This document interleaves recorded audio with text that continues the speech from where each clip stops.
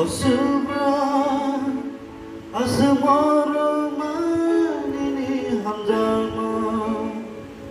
anapaikana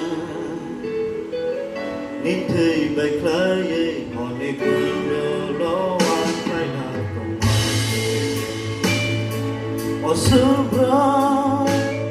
asmara manini hamzama anapaikana nithei baiklaye hone kundo loan kaina Osubrai no no hambai sarve horbai no no no bai ma tong na Osubrai no no hambai sarve horbai no no no bai ma tong na Osubrai no no hambai sarve horbai no no no bai ma tong na Osubrai no no hambai sarve horbai no no no bai ma tong na Wani kundo lo ang lai na Osubrai asmara manini hamzama anapaikana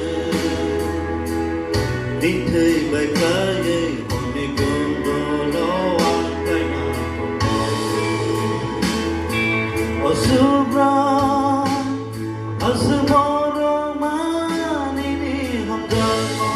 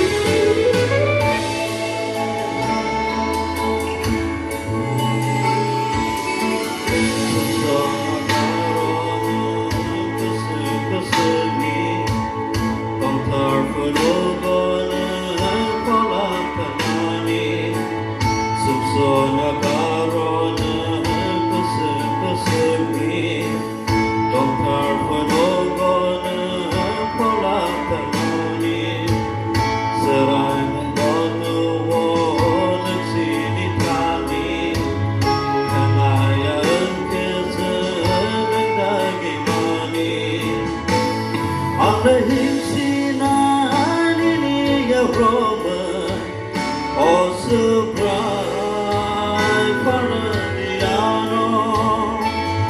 ane tongani ni ya Roma Osubrai